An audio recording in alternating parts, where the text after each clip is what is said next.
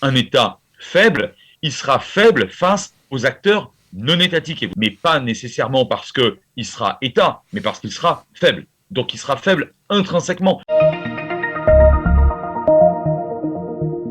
Bonjour et shalom, Richard Darmon au micro du studio Kalita pour notre magazine hebdomadaire d'analyse géopolitique, Israël dans sa région, Israël au cœur du Moyen-Orient. Avec comme sujet de réflexion les voies de la puissance, qui est en fait le titre du dernier livre de Frédéric Ansel, avec lequel nous sommes en ligne depuis Paris. Bonjour et shalom Frédéric. Bonjour. Et je rappelle aux auditeurs que vous êtes géopoliticien et essayiste, et vous êtes aussi professeur en sciences politiques à la Paris School of Business et maître de conférence à Sciences Po Paris, en même temps que directeur de séminaire à l'Institut des hautes études de la défense nationale française.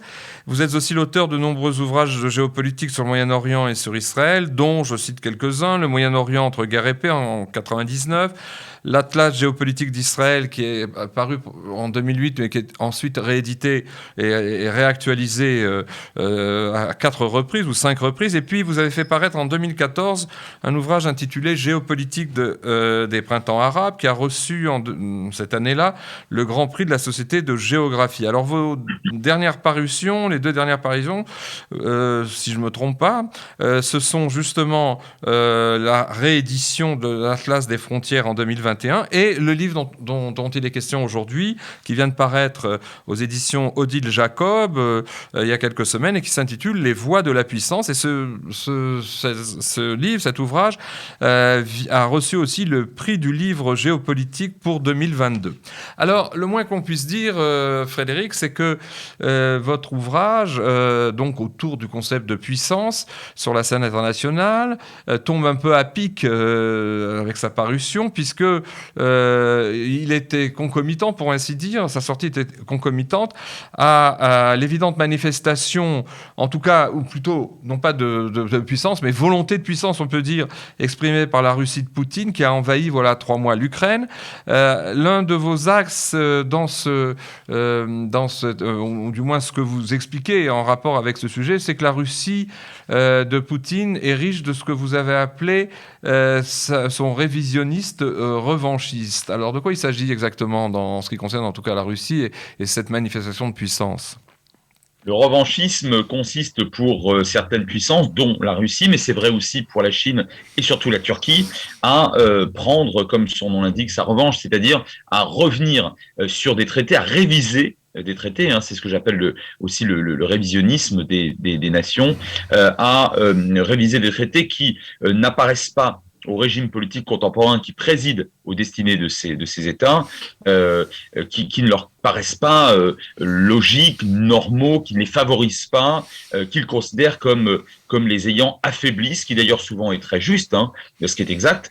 C'est vrai pour la fin de l'Empire ottoman et les traités qui ont suivi la défaite de l'Empire ottoman après la Première Guerre mondiale. C'est vrai pour la Russie d'après la chute de l'URSS en 89-91, et puis dans une certaine mesure, c'est vrai aussi, mais alors sur des temps plus longs, de la Chine après le siècle de l'humiliation, comme elle l'appelle elle-même, à savoir le 19e et début 20e, au moment des traités inégaux. Bon. Donc ce révisionnisme revanchiste, il existe en Russie, effectivement, je le dis dans mon ouvrage, mais c'est pas nouveau, ça fait 22 ans que Poutine en parle, enfin s'exprime de manière extrêmement impériale, sinon impérialiste. Ça fait 22 ans qu'il essaye de reconstituer, alors tout ou partie de l'Empire soviétique, voire peut-être même de l'Empire tsariste, qui allait plus loin encore à certains égards que l'Empire soviétique. Et donc ça, c'est quelque chose dont on n'a peut-être pas suffisamment tenu compte ces dernières années. Alors, malgré cette accélération tangible des méga événements sur l'arène internationale, auxquels on assiste, dont nous sommes les témoins, vous avancez dans cet ouvrage que les éléments et les fondements de la puissance n'ont pas finalement beaucoup changé dans l'histoire. Expliquez-nous ça en quelques mots. Oui, c'est vrai. En tout cas, l'élément constitutif de la puissance, ou son instrument principal, demeure le hard power, ce qu'on appelle le hard power, c'est-à-dire, au fond, la force des armes, finalement, le militaire.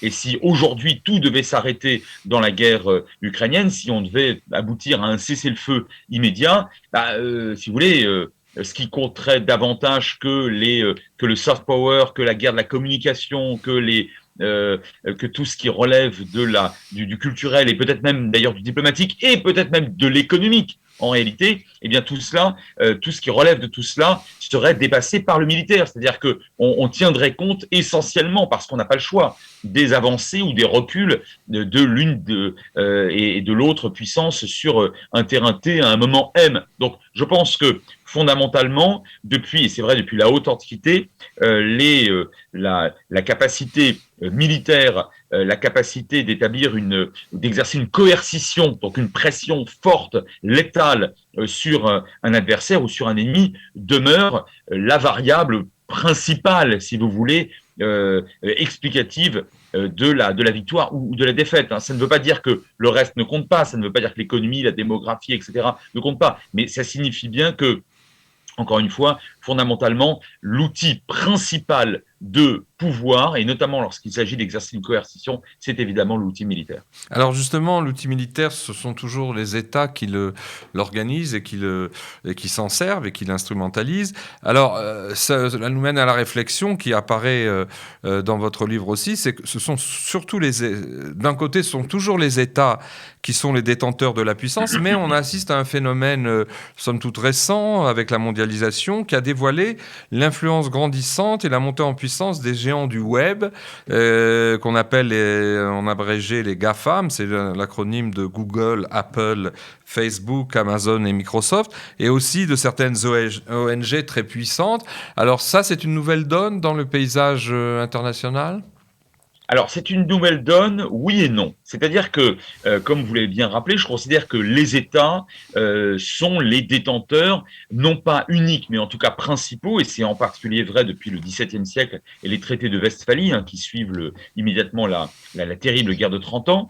Les États demeurent les acteurs prépondérants, ceux qui, comme le disait Max Weber, disposent du monopole de la violence légitime. Alors, ce ne sont pas les seuls, puisque on a affaire à des seigneurs de la guerre, on a affaire à des mercenaires, et ça, je vous dirais que ça a toujours existé. Il y avait à l'époque des corsaires, il y avait des pirates, bon. Mais si vous voulez, on reste quand même dans la prédominance de ce point de vue-là des États. Alors attention, des États puissants, par définition, un État faible, il sera faible face aux acteurs non étatiques. Et vous avez cité notamment les GAFAM, mais pas nécessairement parce qu'il sera État, mais parce qu'il sera faible. Donc il sera faible intrinsèquement de sa faiblesse. Le GAFA puissant sera puissant de sa puissance, mais pas parce que c'est un GAFA. Donc, si vous voulez, j'inverse mon postulat. Je pense que les États aujourd'hui demeurent, et je fais le pari qu'ils demeureront très longtemps encore, les acteurs principaux, prépondérants de l'exercice de la puissance, et notamment de la puissance militaire, c'est vrai, mais au fond, pas seulement. Regardez à quel point, je donne un seul exemple, regardez à quel point, lorsque l'Union européenne, lorsque les États-Unis, a fortiori, décident de tordre le bras à l'un des GAFA, vous les avez cités, celui-ci est obligé de près ou de loin. Alors, il tente évidemment de roublardiser, entre guillemets, avec l'État pour payer moins d'impôts, ou avec un groupe d'États pour éviter trop de taxes, mais à la fin des fins, ce qu'il risque est plus important que ce que risquent les États, dans lesquels il exerce son magistère. Et j'ajoute un point important, regardez à quel point la Chine, État puissant, a non seulement tordu le bras, d'abord a interdit dans le cyberespace les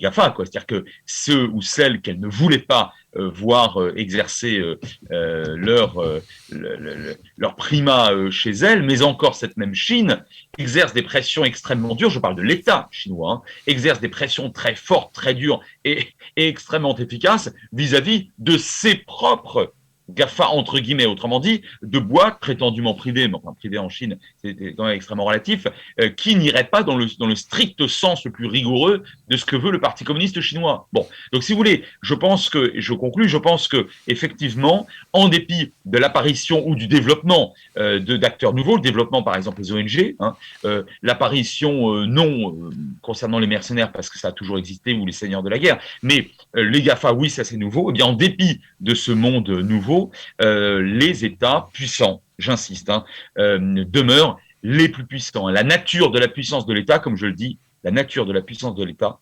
reste plus considérable que la nature de la puissance des non-États. Alors revenons, non pas pour s'y complaire, mais parce que ça développe un angle particulier sur la crise russo-ukrainienne. Est-ce que, en ce qui concerne l'Europe, cette crise qui a fait irruption, alors que on pouvait peut-être le prévoir que Poutine allait réitérer ses invasions d'une partie de la Crimée, ce qui s'était passé en Géorgie avant, etc. Mais dans ces formes et avec cette puissance, c'était pas évident. Est-ce que cette guerre russo-ukrainienne, elle n'a pas mis en exergue, en Europe tout du moins, justement, non pas les illusions, mais j'allais dire le déséquilibre qui a entraîné une plongée trop en avant au sein de l'Union européenne, le fait qu'on considérait qu'on était parti pour peut-être 1000 ans de paix, ou en tout cas que les frontières, les armées, les budgets de la défense, c'était pas l'essentiel, puisque l'essentiel, c'était l'intégration européenne et donc la construction de l'Europe. Est-ce que ça n'a pas, cette crise ukrainienne, elle n'a pas dévoilé la faiblesse de certains grands États européens, notamment la France, au niveau de ses moyens de défense, puisqu'on vient de dire que c'était quand même ce qui prévalait, c'était les moyens militaires pour se positionner sur la scène internationale. Alors est-ce que cette scène ukrainienne, elle donne pas l'affrontement russo-ukrainien ne donne pas de dures leçons en rabrouant les illusions trop européennes de certains grands pays européens, justement comme la France? Alors, vous avez raison de parler d'illusion. Moi, j'assume parfaitement votre terme. Je pense que avec la chute du mur en 89, 90, 91 et de l'URSS, on s'est illusionné. Alors, essentiellement d'ailleurs en Europe occidentale, parce que c'était pas le cas en Europe orientale et c'était pas le cas sur l'essentiel des autres continents, me semble-t-il. Peut-être l'Océanie, mais enfin c'est un cas un peu à part. Mais en tout cas en Europe occidentale, oui, bien sûr, on s'est illusionné sur la lecture fourvoyée notamment de la fin de l'histoire de Fukuyama, qu'on n'a pas bien lu d'ailleurs, c'est pas exactement ce qu'il disait, mais enfin en tout cas, cette ambiance de fin de l'histoire tragique. Or, l'histoire est tragique, comme l'a très bien rappelé le président de la République Emmanuel Macron dès la première semaine de la guerre. On s'est fourvoyé dans l'absence vraisemblable, dans les années ou les décennies à venir, de retour de la guerre, justement parce qu'on mettait en avant le primat de l'économie et de la culture comme étant a priori des remparts insurmontables pour une nouvelle aventure militariste ou impérialiste. Effectivement, bien sûr, on s'est trompé. Enfin, je dis on, beaucoup se sont trompés. Et là, l'avertissement, il est extrêmement dur, mais il est salutaire. Hein. L'histoire est tragique au sens où tout n'est pas guerre, l'état de guerre n'est pas constant, heureusement. Il n'y aura plus un humain sur cette terre pour en parler, mais rien n'interdit jamais totalement sur un territoire T à un moment M le retour de la guerre. Hein. C'est ça, c'est en cela que l'histoire est tragique. Et de ce point de vue-là, je pense que l'Europe occidentale, effectivement, s'est illusionné. On est en train de revenir à autre chose, on le voit bien, hein, avec un début en tout cas d'armement ou de réarmement de l'Allemagne. On le voit bien avec le basculement très rapide de deux opinions pourtant très pacifistes, la finlandaise et la suédoise, dans l'OTAN. On le voit sur différents autres aspects. Mais alors, peut-être une nuance, je ne pense pas que la France, de ce point de vue-là, ait été la plus naïve des puissances, parce que au fond, on a continué à maintenir une dissuasion stratégique, une dissuasion nucléaire, et à la maintenir de manière tout à fait indépendante, puisque vous savez qu'elle est indépendante de l'OTAN, contrairement à la force de dissuasion britannique. Bon, ça c'est le premier point. Le deuxième point, la France a continué à crapahuter dans un certain, et donc à s'entraîner et à continuer à travailler à des matériels, à l'élaboration de nouveaux matériels sur différents théâtres d'opération et donc à crapahuter en Afrique, au Moyen-Orient notamment. Donc ça a maintenu à niveau, malgré tout, par rapport à nos voisins et à la plupart de nos voisins, une certaine crédibilité. On le voit aujourd'hui, puisque Vladimir Poutine a choisi Emmanuel Macron comme interlocuteur diplomatique, même en pleine guerre. Ça signifie bien quelque chose. Mais là où je vous rejoins de nouveau, c'est qu'il va falloir, pour les États de l'Union européenne dont je rappelle que on ne peut pas la taxer de faiblesse, parce que l'ADN de l'Union européenne, c'est un ADN économique, normatif, social, financier dans une certaine mesure, éducatif, mais pas militaire. Donc moi, je pense qu'on doit aller effectivement, comme le prône ou l'a prôné pendant 5 ans le tandem Macron-Le Drian, qui était bien seul d'ailleurs hein, en Europe. Je pense qu'il faut aller vers une Europe puissance. Hein, mais on ne peut pas tenser l'Union européenne au sens où elle est de toute façon, où sa vocation était essentiellement économique et encore une fois pas du tout militaire. Maintenant, je pense que dans le cadre de l'OTAN, mais également dans une certaine mesure autonome vis-à-vis de l'OTAN, je pense que l'Europe maintenant doit effectivement se réarmer moralement, se réarmer budgétairement, se réarmer militairement, parce qu'on ne sait pas de quoi sera fait l'avenir à l'Est avec M. Poutine ou l'un de ses successeurs. On ne sait pas de quoi l'avenir sera fait avec la Chine, Xi Jinping ou l'un de ses successeurs. On ne sait pas de quoi l'avenir sera fait, même si les risques sont de nature différente, avec un retour au pouvoir, par exemple, aux États-Unis, d'un Trump ou quelqu'un d'encore plus inconséquent. Bon, donc je pense qu'effectivement, on s'est bercé d'illusions et M. Poutine nous fait le cadeau, entre guillemets, de nous en sortir. Alors, ça tombe sous le sens. Ma dernière question concerne justement en cette semaine qui suit l'anniversaire des 74 ans de la renaissance d'Israël en tant qu'État. C'est de vous poser la question, comment, puisqu'on fait toujours des bilans et des perspectives géopolitiques lorsqu'on connaît un anniversaire, comment vous analyseriez sur un pied, parce que c'est un peu comme avec Hillel et Shammai, notre émission, comment vous analyseriez la manière dont Israël a pu tirer son épingle du jeu de ces voies de la puissance attendues compte tenu de la situation très complexe et confuse au Moyen-Orient? Comment Israël se positionne aujourd'hui dans ces voies de la puissance? Alors, je vous dirais que tout commence, mais je vous rassure, je vous le dis en une seule phrase, en 1881-82, lors des grands pogroms de l'Empire tsariste, lorsque pour la première fois depuis 17-18 siècles, finalement, il y a de la part de certains groupes d'autodéfense ce que j'ai appelé la réappropriation du droit à l'usage de la force.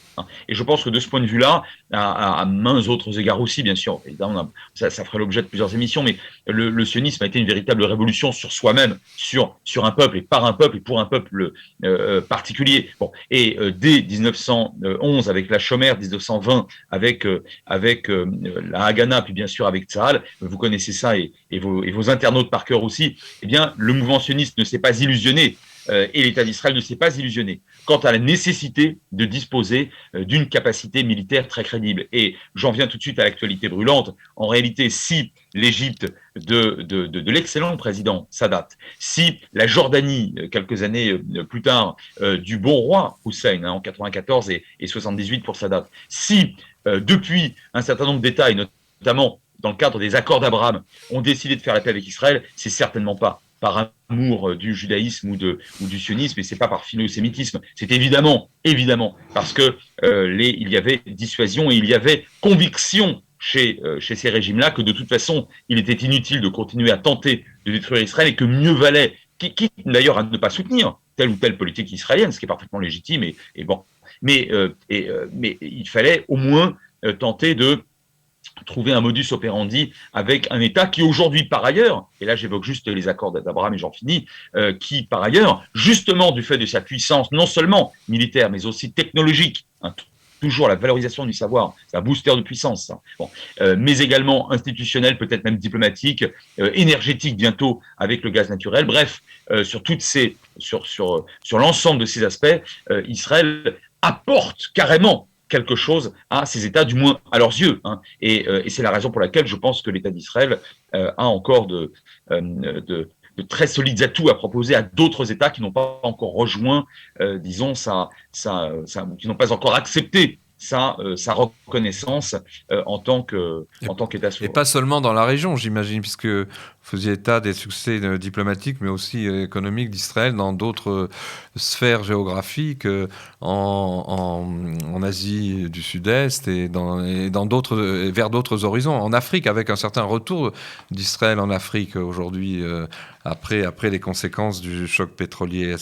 Est-ce que donc c'est dans ces directions-là qu'Israël pourrait contrebalancer sa dépendance militaire et diplomatique vis-à-vis des Américains? Alors, la dépendance, de plus en plus relative d'ailleurs, vis-à-vis des États-Unis, c'est pas en Afrique qu'Israël va évidemment la contrebalancer, on est bien d'accord. Bon, pas non plus en Asie, d'ailleurs nulle part ailleurs. Bon, donc ça c'est un point très particulier, c'est une relation spéciale avec les États-Unis qui, à mon avis d'ailleurs, demeurera pour plein de raisons, notamment liées à l'évangélisme croissant aux États-Unis. On pourrait un jour y revenir. Mais l'Afrique est intéressante d'un point de vue commercial, d'un point de vue diplomatique. Regardez les rapports très chaleureux et de plus en plus importants entre Israël et le Rwanda, bon, pour plein de raisons, là aussi bien sûr liées au génocide, mais pas seulement. Regardez les relations stratégiques qui existent aujourd'hui entre Israël et l'Inde. l'Inde qui est la grande puissance évidemment de la partie occidentale de l'Indo-Pacifique et qui achète à Israël pour plusieurs milliards de dollars annuellement de matériel militaire, et je ne vous parle que du militaire. Et on n'a pas le temps de parler de Singapour, de l'Australie et de beaucoup de la Thaïlande et d'autres, de la Corée bien sûr, enfin bref, d'autres États qui, en Asie, sont des États de plus en plus puissants et qui effectivement ajoutent à la crédibilité en quelque sorte d'Israël, mais vous savez, c'est causes et conséquences. Et puis cerise sur le gâteau, c'est même au sein de l'Union européenne aujourd'hui que la plupart des États coopèrent à la fois en termes de renseignement, sur le plan militaire aussi, sur le plan économique naturellement, avec l'État d'Israël. Eh bien, merci Frédéric de ce parcours. Et je précise, j'imagine évidemment que votre livre, pour ceux qui sont en France, ils le trouvent dans les librairies, on le trouve à la FNAC, et puis on le trouve aussi sur voilà l'image de la première de couverture. On le trouve évidemment sur Amazon et sur les autres sites pour se le procurer quand on est loin. Alors bon succès, merci d'avoir consacré votre temps c'est gentil, merci à vous. aux auditeurs et à bientôt et bonne semaine.